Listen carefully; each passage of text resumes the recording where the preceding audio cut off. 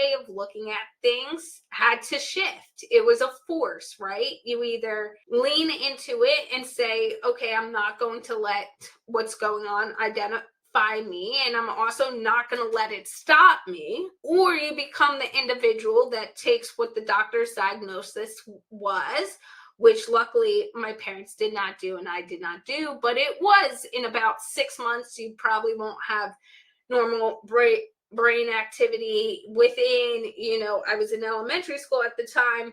By middle school, she probably won't be able to advance to high school. And she'll already be in special needs classes at that time. And I was like, nope. And luckily I had parents who said, let's try to figure this out. And I went to the top doc in epilepsy around the world, which was at the time based in New York for children. And within 6 months of that time, my seizures were under control. I was learning tips to kind of understand what would happen and how my body would feel beforehand. I had an aide in my classroom, but throughout my whole academic career prior to college, I never was in a special needs class. Welcome back to the show, Disruptors. I'm your host, Hale, and this is Point of Impact. Marcus Aurelius wrote in Meditations, the impediment to action advances action. What stands in the way becomes the way. The meaning being that our challenges actually make us stronger and are essential to our success. It's a key message in Ryan Holiday's book, The Obstacle is the Way. And today's guest is a perfect example of just this very message. Olivia Atkin is an entrepreneur, a business coach, educator, speaker, TEDx speaker, in fact, best-selling author, and my podcast host. And she's here to talk about overcoming challenges, most notably her challenge in living with and dealing with epilepsy, and how it's actually made her stronger and maybe one of the keys to her own success in business and life. So what you're going to learn today is our challenges being the cornerstone, the stepping stones to our success. How resilience and mindset are key to overcoming those challenges, and how it's important to build a strong support network and community to help you overcome those challenges together. Plus, what most people don't know about epilepsy. Anyways, I really enjoyed this conversation. I learned a lot myself, and I think you're going to also. So what are we waiting for? Here's my conversation with Olivia Atkin right now. Olivia, welcome to the Point of Impact. I'm so glad you're here. Thank you for having me. I'm so excited to dive into this conversation in this space with you. I'll tell you what, as soon as you jumped on before we hit record, you're very animated, and I can understand why. Dealing with car leasing and contracts and all of that, I would be fired up too. I think that's the thing, things get us going every single day, whether it is car leasing or different aspects of life. And it's how do you make sure to express things in the right way and have the right conversations so it hopefully does move the conversation in a positive direction instead of being standstill and stuck or moving backwards, because that's ultimately not what you want. Well, I tell you what, it doesn't hurt to be well-versed in achieving success. Mindset, communications. I think you've got a few tools in your belt to navigate something like customer service. But then again, I don't know if anybody has all the tools necessary to get through that without pulling out some hair. I think it's, for me, I try to understand it from both sides of the line in the sand, as some might say. Not everyone has a good day. Not everyone, it's some people don't have bad days, but you never know the person on the other side of the phone, whether it is the customer or the employee, founder, whoever it might be, what they might be going through when they're not on that call with you. So I try to always harness in my brain the experiences I have dealt with from a business standpoint as well, and my own experiences and knowledge within processes and procedures, what someone is actually capable of giving you, and try to do some research ahead of time as well. So sometimes when you get stuck in those moments of like, is this actually true, or are they just trying to get me off the line kind of thing, really know certain things and listen to what they're saying, so that if you go to the next person and they start telling you something different, you can refer to that. And so my big piece is I've been on many customer calls for either myself or for friends and family, and they always laugh because it doesn't matter if it takes 10 hours, 20 hours, how many different calls, I always get to the bottom of it. And 85-90% of the time it ends up working in my favor, but it's because I take the time to listen. I also don't say like take the first no as the only answer, and you try to problem solve through it, even when sometimes you can be super frustrated. And I express that. There's times I go off the rails on, you've just been at it for so long. And you get frustrated and you say something, and then I'll take a step back for a second and say, I'm sorry if that came across wrong. I'm just very frustrated and need help. Most time people want to help. It's just how you communicate. Mm-hmm. I was thinking of being on the other side and trying to use that empathy muscle. I just imagining how stressful, how difficult being in a call center, trying to wade through everybody's, often sometimes worst part of their day, their week, their month, and they're coming to you with that attitude. And the only other thing I can compare it to might be gate agent, ticket agent at the airport. And thank you. No, I wouldn't do that. Nope, not for me. But Yeah, it also takes the right type of people. I think anyone, no matter the industry, no matter what's going on, anyone could really hire anyone. But it's like, what do you want to represent? What kind of individuals? What kind of conversations do you want them to have? Because at the end of the hmm day, take car companies, for example, they need business right now. The market is very different post COVID than what it was before COVID, with just manufacturing and sales and what people are willing to pay. But expenses of everything in across all industries have increased. um but it's taking that and going, okay, I might be frustrated, but like also making sure the person on the other line representing that company also has that empathy and understanding, that for them it might be the 20th call, or it might not be in a call center. They might be a manager, it might be an individual car location, and they're just going through their everyday. But the reason someone's calling them is more of a dire need for them, or something that is important. And also understanding on from that perspective that that person is reaching out for help, for guidance, and you have to approach it that way, even though they might be really frustrated.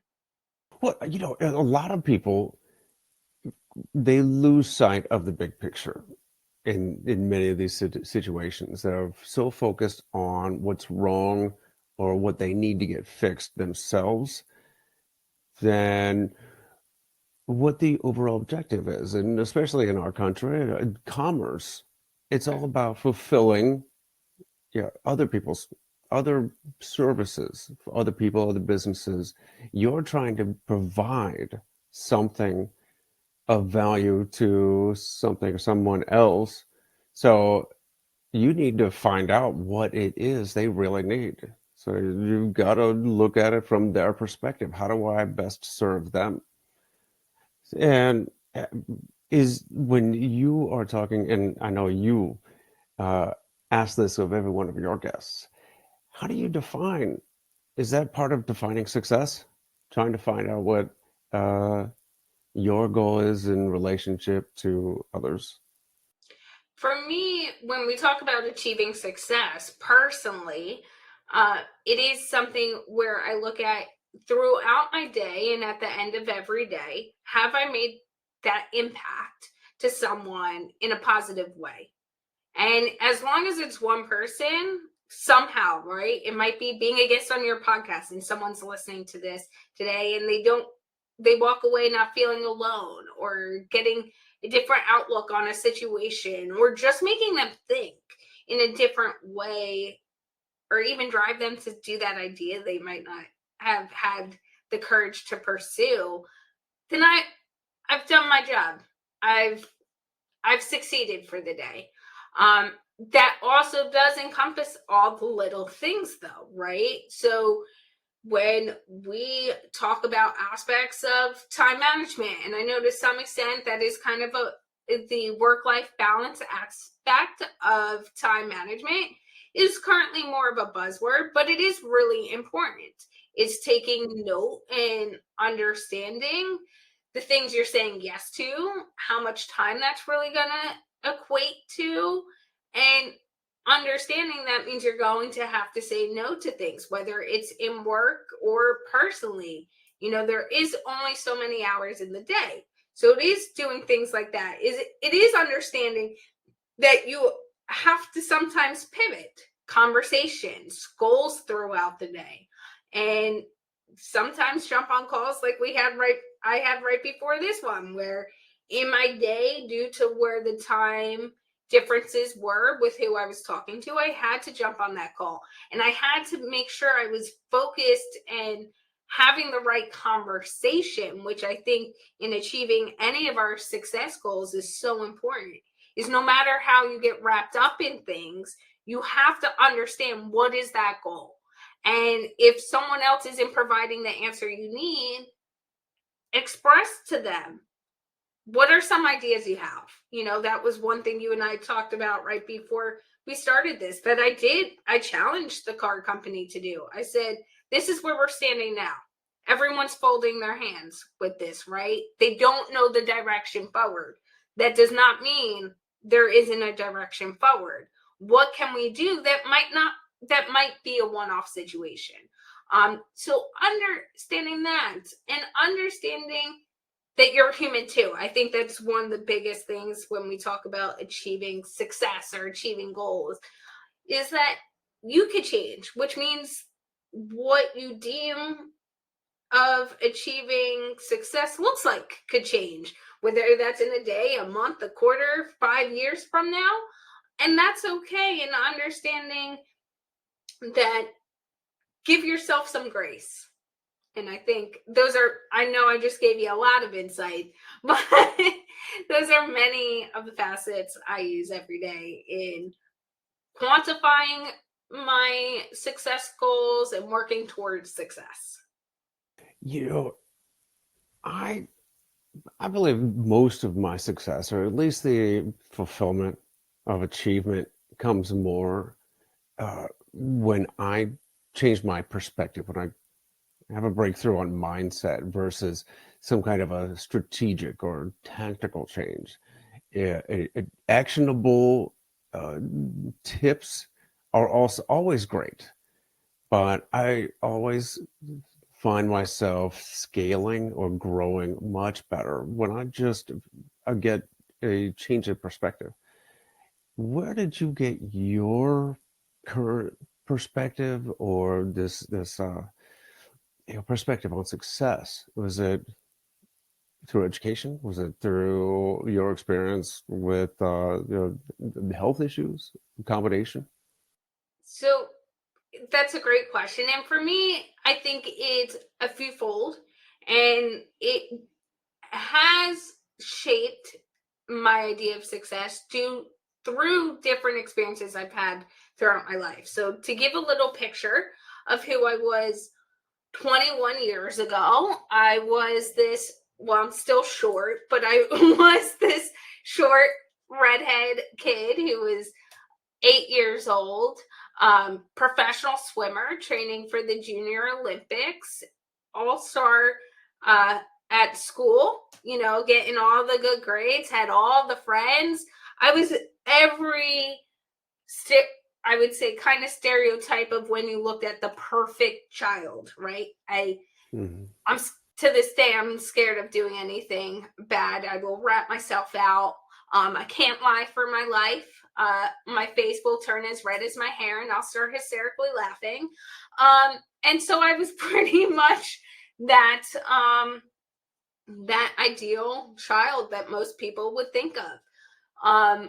However, fast forward a few months or a few days from who that child was one day to who they woke up the next. At 9 years old, I had an allergic reaction to Parmesan cheese. It was the second time I had an allergic reaction to it. When I was 2, I had one and had a one-time seizure. Never had one again. Fast forward to 9 years old, I had another allergic reaction to Parmesan cheese. And that not only converted me into having a seizure, it then became a long-term health issue that I had. At that point, you're also talking 21 years ago, where right now epilepsy is the most unknown aspect within the medical field, and you're 21 years into medical advancements. So at that time, certain medications were just coming out, knowledge, individuals in the field, it was way less. And my seizures quickly became, there's a few different levels of seizures you can have, which a lot of people don't even realize. Not everyone has the same kind of seizures. It can look very different. Um, but they came to be what is called grand mal, where it's the shaking, where it's potentially falling, and they increase. So pretty quickly, I was having, I'd say 5 or 6 an hour. And within 6 months, going to doctors, trying to figure out medication that would work and everything that goes along with it, while trying to also balance what my identity was, right? Your whole life shifts in a blink of an eye. Everything you had worked towards, everything you were doing, you can no longer you no longer were really learning content in a classroom. To this day, I say something that takes someone an hour to learn will take me 3 hours. To this day, there are words and sentences that I say that are completely wrong, or just the wrong thing, but my brain doesn't catch up with how quickly I'm speaking, and it just looks for a grab word. Or I mean one thing and it kind of comes out a little differently, but that's because there was gaps in my brain waves. There's gaps in how I take in information, and for me to learn one thing can take 3+ hours to obtain that same content that takes an hour. So my whole way of looking at things had to shift. It was a force, right? You either lean into it and say, okay, I'm not going to let what's going on identify me, and I'm also not going to let it stop me. Or you become the individual that takes what the doctor's diagnosis was, which luckily my parents did not do and I did not do, but it was in about 6 months, you probably won't have normal brain activity within, I was in elementary school at the time. By middle school, she probably won't be able to advance to high school. And she'll already be in special needs classes at that time. And I was like, nope. And luckily I had parents who said, let's try to figure this out. And I went to one of the top docs, the top doc, I should say, not one of the top docs, the top doc in epilepsy around the world, which was at the time based in New York for children. And within 6 months of that time, my seizures were under control. I was learning tips to kind of understand what would happen and how my body would feel beforehand.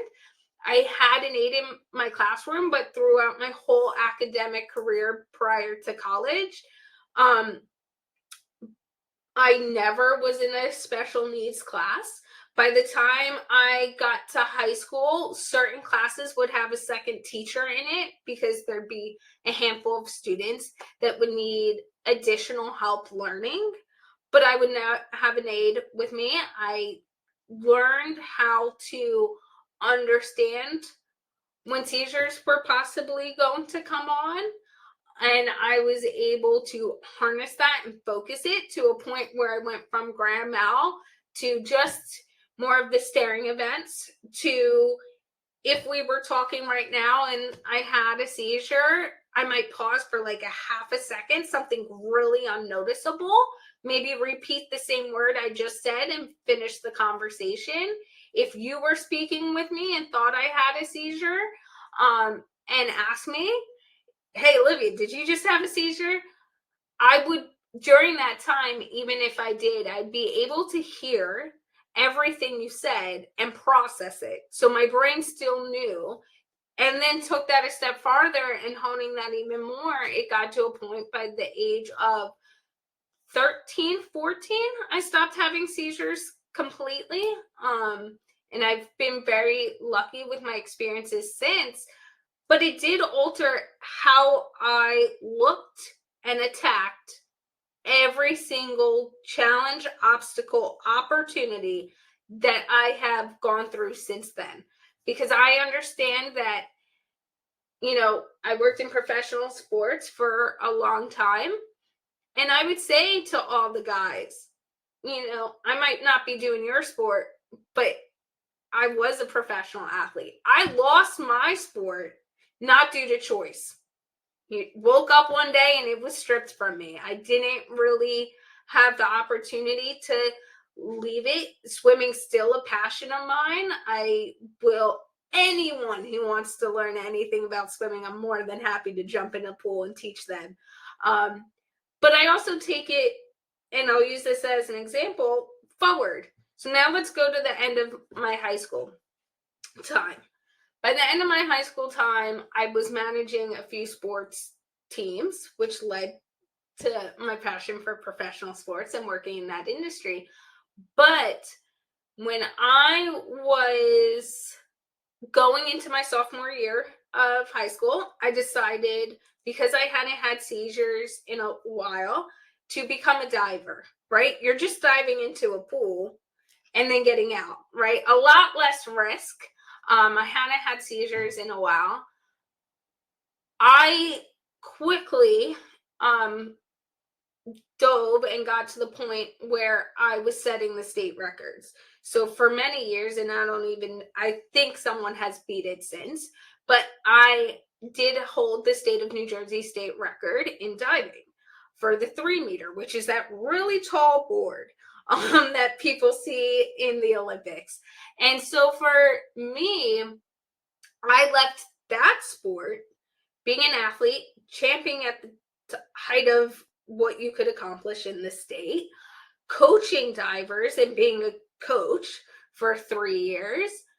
And I decided not to pursue that in college and left that at the peak by choice, right? So I've left the sport by choice. I've left the sport not by choice. And I always try to express that to people. There's opportunities you have in life to say, I've accomplished everything I've wanted to accomplish, and it's time to move forward. And there's moments in life you don't get those rights. You're not guaranteed those moments. So what are you doing before that to optimize the time and the experiences you have? I was just thinking, it's curious how that's the one uh, pool sport where all of the competition is over once you hit the water. Mm-hmm. But excuse me. What was the biggest challenge for you in learning how to live with this? The biggest challenge I think I had was twofold. I think there's two aspects to it. And one of the aspects is you can't let other people, whether it's adult, children, whoever it might be, physicians, always tell you what is the right direction to move in based off their preconceived notions or biases that they have.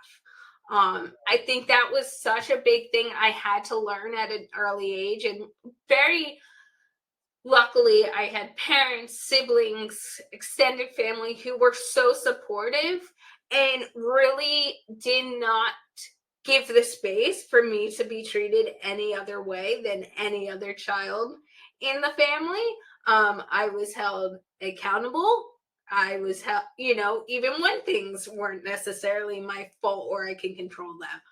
I was given the same expectations. I was given the same opportunities, but there was a lot of outside fears from adults of what I could do. So they would immediately take their fears or their biases and not give me opportunities and say, this is what you could do. This is the lane you need to be in. And I had to learn very quickly how to advocate for myself and how to do things differently. And I think, there is no one size fits all for anybody in this world. Everybody has different experiences. Everyone looks at things differently due to those experiences they have. But understanding the power we have within ourselves to understand our own capabilities and to understand the power of our own voice. And I think that was the second part of that challenge, is really identifying how to get your point across, which to this day I'm not perfect at. And if you talk to people, sometimes my red hair does shine through.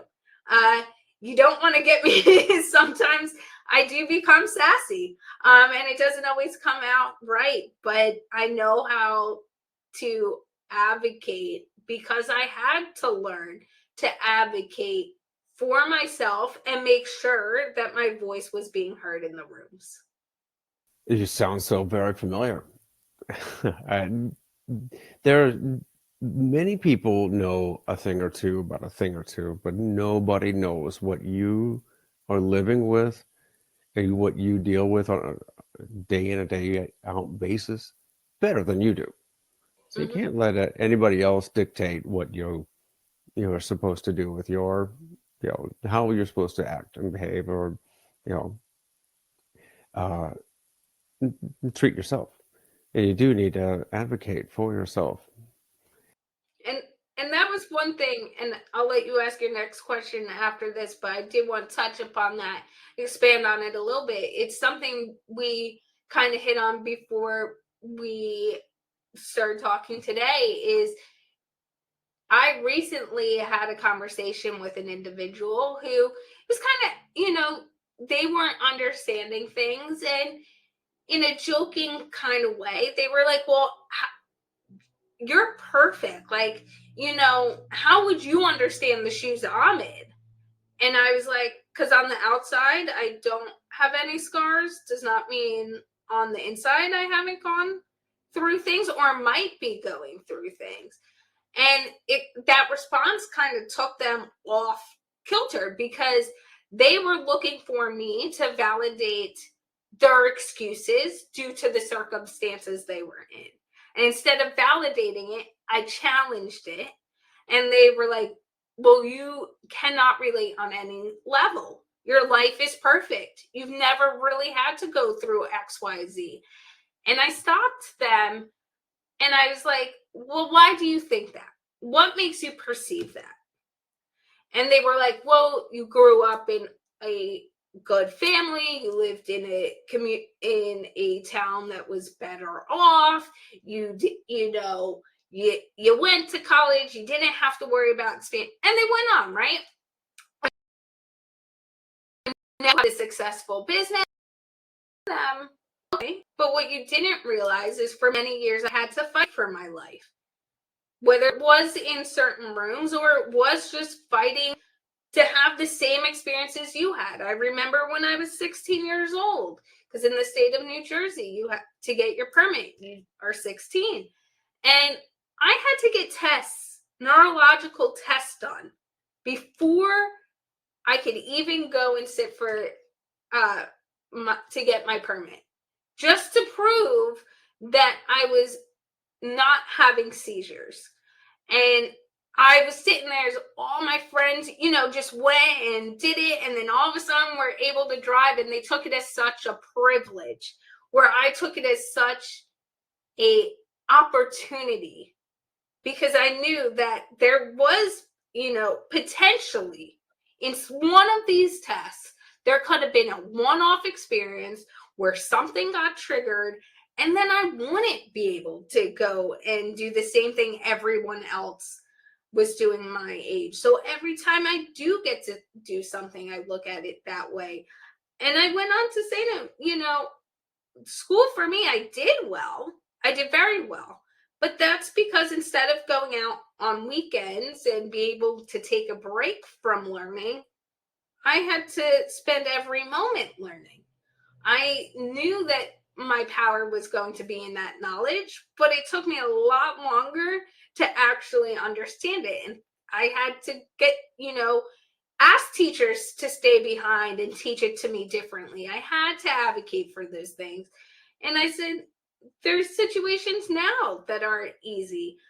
But if we sit in the space of trying to identify, oh, they won't understand where I'm coming from just because it doesn't look similarly, or they look similar, or they necessarily start the conversation that way, doesn't mean there's not underlying patterns and experiences that can actually bring us all together.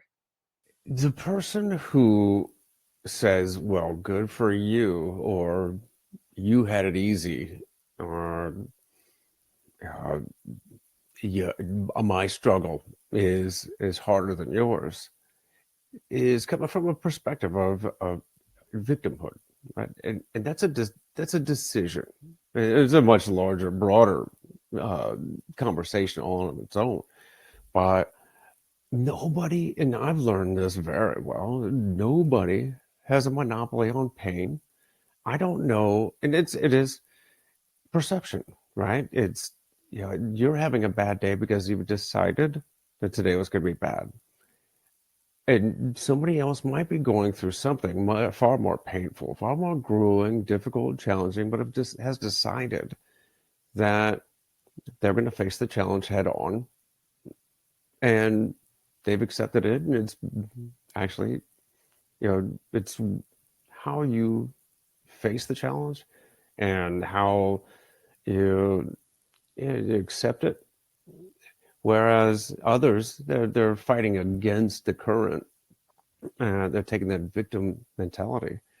And if you're comparing other people's challenges to your own, I think it's a no-win situation.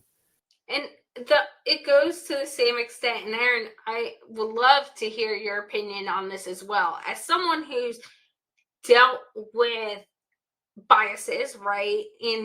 And I'll use this as the example, because epilepsy is such an unknown thing. And the only real thing that people associate with epilepsy is what they see in the movies of the grand mal seizures, the foaming of the mouth, those things, which is more of a rarity than a enormity. And everyone's experience with epilepsy is different. So battling those, but also going through those own struggles every day and experiences and navigating it and really pushing through to be the best version of yourself and really accomplish, as you said, any challenge that gets in front of you. I have learned over time that personally myself, I am give a lot less grace, might not be the right word, but a lot less openness or allowing for people to sit in that victim mentality when they're going through something. So when someone comes to me and they're like, well, I can't do this because, I'm doing XYZ medically is going on with me. And you It just doesn't need to matter. understand. I go, no. Like, what? And sometimes there is the room for, obviously, and like people listening, don't get this totally twisted. I have empathy, and there is time to give empathy. There is time, though, to say, hold yourself accountable. Either strap up those bootstraps or get out of the way. But please don't try to give me excuses right now. And that could be medically, that could be people who I used to have friends when we first met. They were in a single parent home. Income was very different than a lot of their peers. They would make poor decisions and say, well, you don't understand. I make that decision because of like what I'm dealing with XYZ, and I don't have those same opportunities. And the reason we remained friends was, and they came to me, a few of them came to me a handful of years later after I graduated high school and told me this. So I know it to be true, is I was the only one who wouldn't let that be okay. And it forced them to do better because I was going, why does that have to define you? You're telling me that defines you. Mm-hmm. You're going to be in that victim mode. You're not going to achieve goals you want. You're basically saying to yourself, I accept any situation that comes my way. And it's 9 times out of 10 only going to be worse situations you get faced with. And then you're going to sit there and go, why am I so deep in this depression? Or why am I so deep in this situation? So I look at it, and again, Erin, I want to know your insight on this, as like, I give less space for people to give me excuses. I don't want to hear it when it comes to certain things, because I know myself and so many individuals that take that challenge and actually face it head on, that I look at it as you're kind of slapping everyone else in the face to some extent sometimes, who has gone through those same things or similar things and has worked through it and has faced it and done tenfold of what anyone expected them to do. And you're giving those individuals a little bit of disrespect when you say it can't be done and you just need to give me the excuses. After these messages, we'll be right back. I'd like to thank the sponsor of this episode, Extraordinary Delights, EODfudge.com. Extraordinary Delights is a disabled veteran, family-owned small business making handcrafted fudge and other sweet treats for the chocolate-loving patriots just like you. Go to EODfudge.com and check out some of our delicious flavors like triple threat chocolate with or without walnuts, mint dark chocolate, strawberry and creamy white chocolate, or my personal favorite, American Pick-Me-Up, an all-American version of tiramisu. While you're there, go to the apparel store and check out our awesome t-shirts, polos, and the baddest tactical apron on the market. You see me wear on the TikTok show, Aaron Hale's Cook Without Looking. So, right now, go over to EODfudge.com and pick out some fudge, other sweet treats for that patriot in your life with a sweet tooth. That's EODfudge.com. EODfudge.com. And now, back to the show. As soon as you say I can't, it does not matter what you say after that. Because you've already done it. You've already shut the door on opportunity, creativity, imagination. You pulled the rug out from the front stoop of opportunity and slammed the door. And every time you say, I can't, you're building another wall, and eventually you're building yourself into a can't jail. So I don't even let my boys say can't. They say, I can't find something. Tell me a different way. I haven't found it yet. Or it doesn't matter what it is. I grimace every time somebody says I can't, because I don't know who actually said it. You know, the it's almost cliche now. Whether you uh, whether you say believe you can or you can't, you're right, and it's absolutely true. Because if you say I haven't yet, there's still opportunity. Hmm.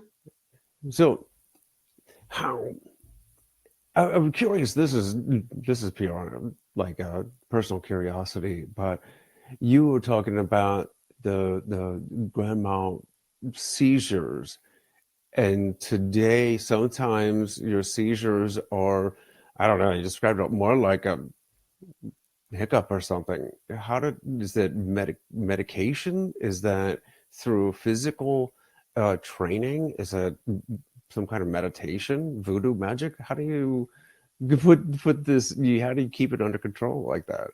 So for me today, I don't have any seizures.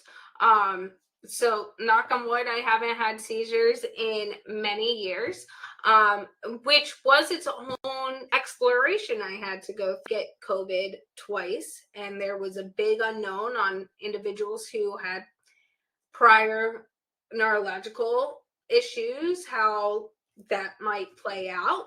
Um, but when I stopped having seizures at about 13, 14, that they did look more as like, I call it staring into space. And I think how that happens, and I like the hiccup analogy as well, because it is really like that. Um, I I took time to, it was partially medication, so I don't want to say it was not medication. I was on medication. To this day I'm on medication because there is such an unknown, even though on every medical exam I've had for years, I look like every other normal human being, and my neurologist has said that my stuff is so perfect and my dosage is so low, it really does not alter anything anymore. But there's a level of, you're perfect today and everything's good today. But if you strip away being on the medication, what could potentially happen? What's better, the unknown or just staying and knowing, listen, I'm good. So for physicians right now, I'm still on medication just because no one wants, you don't want to start stripping away possibilities just to get off a pill that really doesn't do much for my body anymore. I could take the pill once a day, kind of mindset. Um, but for me, going back to that time, it what I did was I understood how my body felt. I really started to go, okay, right before I have that grand mal seizure that then went to more of the staring events, what did I feel like? What were there any signs internally that were happening to kind of give me the red flag of this is what's about to happen so that I can be prepped. One of the big things for me as well is like when I did get that feeling to really hone in on and focus on something. The more energy and processing my brain was doing, the shorter the seizures would come, the less often they would happen because my brain was actively moving. And that worked for me. For some people, it's different things. And even to this day, almost, I'd say 8 months ago, um, a little longer than that, I was out to a restaurant and I on the menu nothing said Parmesan cheese. Um, it wouldn't really be an item. I had this item before, and it didn't have Parmesan cheese in it. And so I had no worry in the world. And I ate into it, and I'm out to dinner with my boyfriend, and I'm starting to get like hot and a little dizzy. And those were and felt similar to what I used to experience. And I knew that correlated in my brain.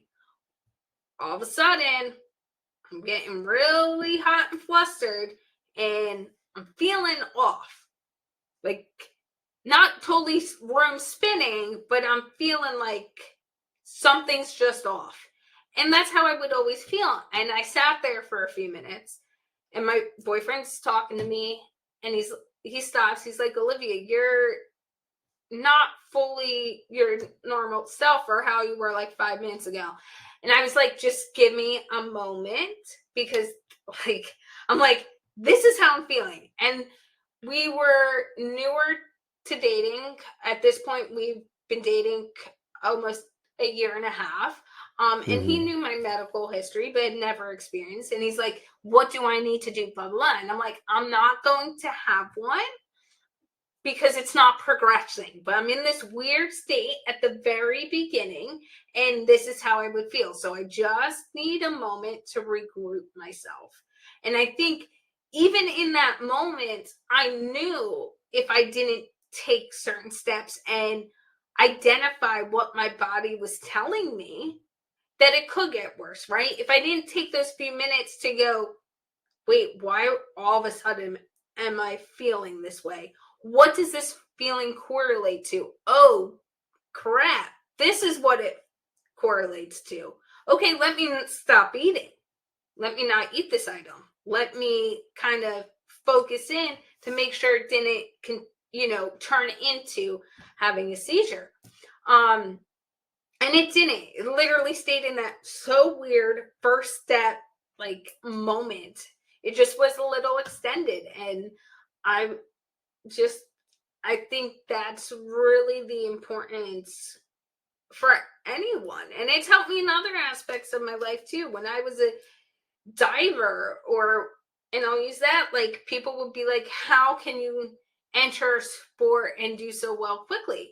Well, I had to understand due to my seizures how my body responded to things.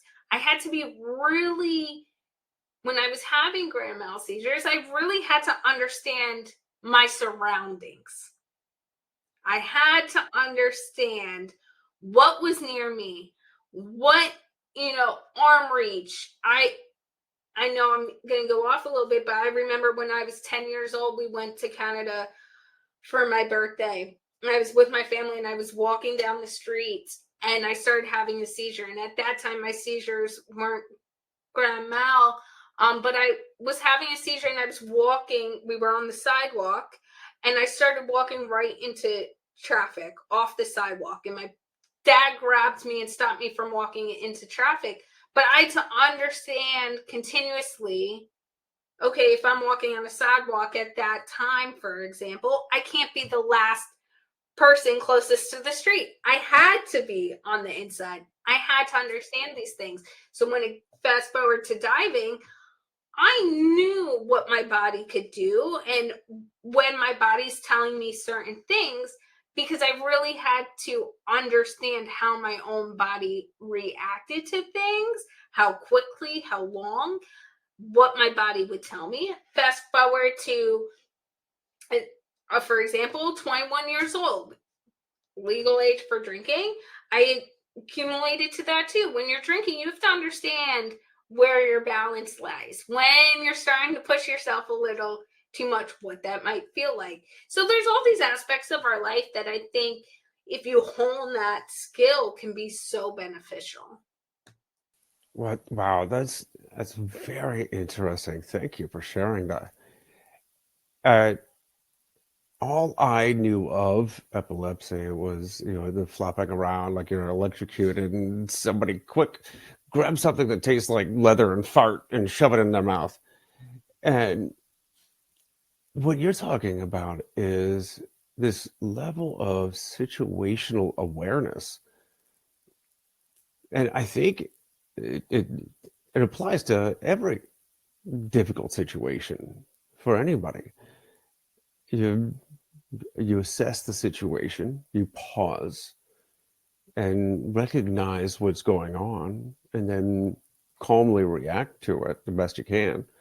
And of course, like you were saying just a moment ago about making sure that you put yourself in the best position in case the worst happens. So all of these are great lessons that I'm sure you draw on in the rest of your life. But it's a terrific lesson for anybody to learn. Lessons. And I think that's one thing and to your point of what you were saying, epilepsy is filled in, I want to say, the normal community, people who don't experience epilepsy, don't have a family member who've experienced it. And let me say this, don't know they experienced a seizure, because I'll throw this stat out to you. 1 in 10 people have a seizure at least once in their life. It might look different, you might not know what it means. For example, a lot of people, it's become a norm to go, oh, he's just staring off into space. My real question will be, how many of those individuals at a young age, whether it's in the classroom or as they get older, that staring into space is actually a small seizure that has happened? Because that's what it looks like for a lot of people, is just you stare off to space for a few seconds, you blink, and you're back onto the next thing. So there's a lot of misinformation, or societal idealisms might be more correct, of what epilepsy really looks like or how to handle a seizure that isn't true. And I think the duty I have to some extent, because of my experiences, is to raise awareness to it. Because, like, your comment about the belt is something that back in the day was kind of a thing. But if someone's having a grand mal seizure, you don't stick anything down their throat, because if they bite down, they could bite off and swallow that item. They can bite off your hand or finger. Their strength in that moment is so high that if you stop someone from organically having a seizure and put something in their mouth, or try to change how they're laying to some extent, right? You might want to roll someone over to their side depending on what kind of seizure they're having, but you don't want to totally completely move them depending on what position they're in, because they could swallow their tongue, because they could do certain things. So there's even that preconceived notion of, like, okay, put something in their tongue. And I always think about when I go out, and like having those conversations, those real conversations, and being open and aware enough to know those conversations and those questions not to take in a wrongful manner in any way, because the questions come from a space of not understanding and misconceptions that society has given. And so if I can clarify those misconceptions, if I can make someone feel more at ease, so if the situation arises or they meet someone who has that, it makes that interaction better, then I'm more than happy to do it. But I also walk into rooms knowing that an individual, you're in a room of 100 people at a bar on a Friday night. Not that I go out drinking that much nowadays, but you're in that bar of 100 people. 10 of those people will have a seizure at one point. There is potential for someone to have a seizure that night. Now, depending on what it looks like and what happens, who in the room actually understands how to handle that? I've had conversations with doctors, I've had conversations with cops, I've had conversations with many different first responders who now thankfully are getting more training on it, but still don't fully understand. And what happens in a room when something does happen, that bar on a Friday night, for example, and it takes a cop 4 minutes to get to the scene, or a first responder for, even that 2 to 4 minutes. Well, in that time, there's precious information, just like anything else, that needs to be accounted for, that is vital, that when that person gets to a hospital or a doctor, for them to provide, because so that they can appropriately assess where they stand today and what needs to be done For example, how long was the seizure? Because at different landmarks, different things neurologically are happening. So, did it last 10 seconds? Did it last shorter or longer? So, in my head, the things I am always prepped to do and have kind of practiced just in case so I can be that advocate is if something happens, immediately start counting in my head 1 Mississippi, 2 Mississippi, saying someone else to call a 911, being able to clear space. You have to be able to multitask, but you have to understand that's what you need to do so that someone else has the best chance as well. Also, very interesting. And the wallet thing, just an example of bad movie stereotypes that are actually dangerous in real life. I want to talk about what you're doing today and how you're helping others achieve success. And you've got you're an author, podcaster, coach, consultant, speaker, uh, and down to helping people, create their own podcasts, and revise their resumes. Uh, you're doing some incredible work there, and you're a very driven person. That's obvious from becoming an elite athlete to what you're doing today and everything in between. How was this like a natural? Was this nature, nurture? Was this something that was handed down from your parents, or something learned along the way with perhaps with practice with your health issues and the sports? I think it is both for me, nature and nurture. So, based on my experiences, I really dive into everything. So it really gave me a different aspect and that bigger picture on how to approach things, look at things, and always understanding information is changing.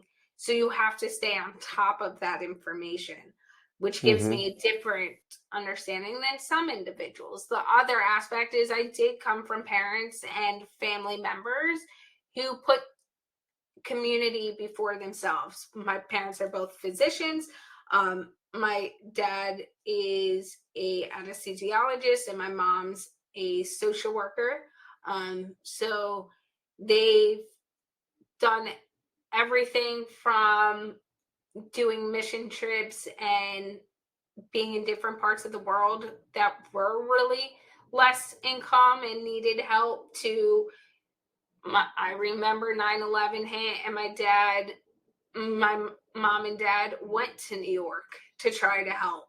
I have family members who've served. My brother-in-law uh, is a former Marine. My boyfriend's in the U.S. Coast Guard, and my sister's boyfriend, congratulations to him, just finished the Naval Academy to become a pilot in the Navy. So, I ironically, and like that, for example, I laugh at is the men that are now in my life and my sister's life, because our running joke is who would have thought all three of us would be ending up with different branches of the military, but they're all water based, which is also ironic.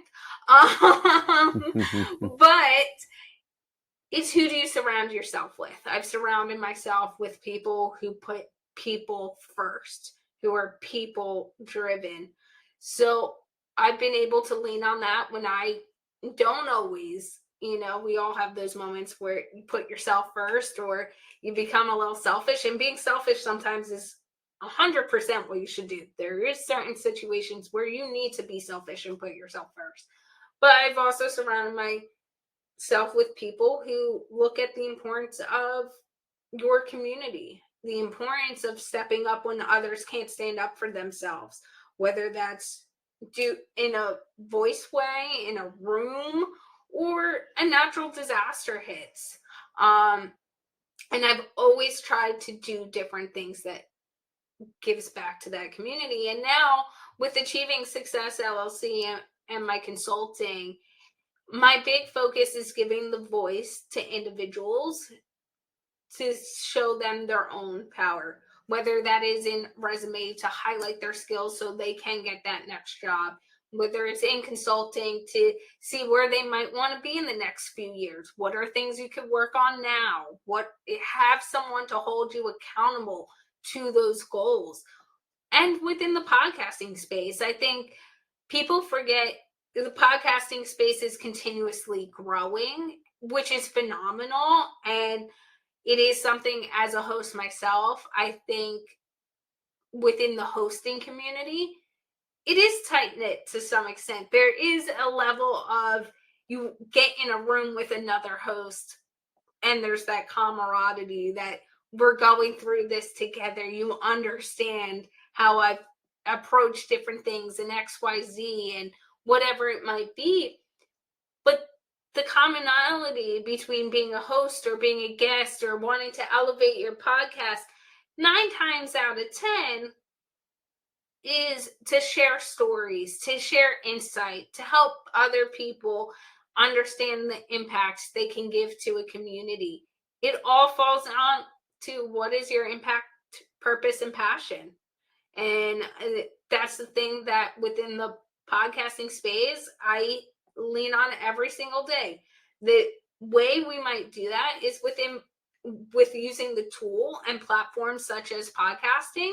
But the real thing you're delivering is your impact and purpose and utilizing your voice to share stories, to share knowledge, to make people feel like they are not alone.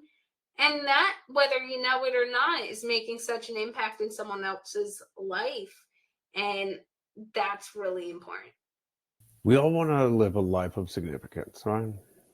So whether it's one life we have an impact on or many, uh, it feels good to be of service. What's your favorite aspect of what you're doing today? What's your favorite thing to do within your business? Ooh, that's hard because I am lucky enough to have built a business that I am passionate about every aspect of it. I look at other things I've done professionally, and I know that's kind of cheesy to say sometimes, but I do look at what I did professionally, and I joke I've worn quite a few hats before starting my business just based on my degrees and how I was pivoting. It all shaped me for this. There's not one day. Moments might be frustrating in my day. I might get annoyed at things throughout my day, but there isn't one day I wake up and dread anything I do within my business. And it might be the most tedious thing. I might have to have longer conversations or different aspects of running a business, as any entrepreneur in any space understands, those many different facets to it. But there isn't one day, even when I get calls on the weekend or emails, that when I see it, I am not like, why am I being bothered with this? And I think that's the biggest thing, is as long as you're doing something you're really passionate about and continuously evaluating that, you can wake up and be happy with every aspect of it. I can work not that I work every day 16-hour days, but there are days I do, and I go, how lucky am I today? Because the one overarching aspect, to kind of answer your question as well, that I find in it is that I get to touch so many people in so many different ways. And I will speak to people, whether they end up starting a podcast, bringing me on to grow their podcast, or, help, whether they decide to be guests on podcasts and have me go on that journey with them, whatever it might be. Even if they don't do any of it, I've heard their stories. I've given them space to be heard, listened to, and validated. And I've been able to learn new things every single day based on listening to those individuals and having conversations.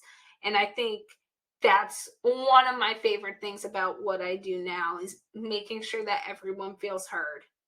That would have me kicking off the sheets and jumping out of bed every day. In fact, I this is this is what I love to do. I do a few other things, but uh, I've also learned to do have a couple hacks myself. I just delegate all the things I'd hate, Mhm. uh, and I find people who love to do that. So it's a win-win situation. And that's the other thing, I'm good at a lot of things, but I think the power we all have as well is understanding what we're not good at. Like one thing for me when I started my business, that I understood is I have a minor in law. I should not, though, be giving law advice at any means. My sister and brother in law are lawyers. I go to them. I also, the moment I decided to create my business, and even before that, I sat down with a business lawyer and said, hey, this is what I'm thinking of doing. Through that conversation of going, okay, I had this book out already. I want to do this podcast for the XY reason. He challenged me. He goes, so it sounds like you're starting a business. And I was like, yeah, you know what? Yes. And in that meeting, I decided to start a full blown business. But I've talked to many entrepreneurs who will start to go or 10 years in and they said, oh, I created my LLC or XYZ myself.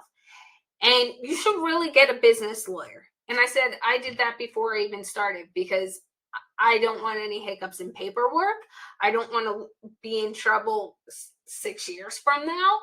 And even to this day, there are regular touch base with my lawyer, with my accountant. That was another thing I did when we started the business was get an accountant so that I can go to them for advice. And I think that's important to understand that sometimes even if you could do it, you shouldn't do it, and you need to have the right people on your team. Well, I think that's a great place, and given your family's affinity for the water, to pull the ship into port. Uh, and we'll go into our final segment, which is called the countdown to impact. That's a 3, 2, 1. 3 books you recommend, 2 quotes or lessons learned, and 1 person, all of which have made an impact in your life. Oh, this is going to be hard because I'm not great with remembering books or quote titles. So I will say this. I know what books they are. I'm just not going to be able to tell you the exact book title. There's a recent book I read by Rhonda Rousey that is very insightful. It's her memoir about her experiences and different things and feeling like she couldn't be herself. And she wrote it in a way, I got a copy of the book before it was published. Her team sent it to me to read, and it's written in such a way where it really sounds like she is talking, but it's very vulnerable, very transparent, and written in a way where you don't have to be a fighter, you don't have to be a celebrity. You pick that book up and there's something in there you're going to relate to. Another book, again blanking on his name right now, the exact title of the name, but it's a Bob Iger book. It's Bob Iger's memoir, on how he, now he's back at Disney. I love Disney. I think there's certain things he's trying to adjust now that the previous CEO set in place that I don't think everyone is happy with. I'm not happy with everything, but he is trying to fix it from when he gave up his reins. But that memoir talks about how he approached leadership, how he approached different situations being the head of Disney, how he handled things and not just built up his career, but really built Disney in a way that so many people connect to.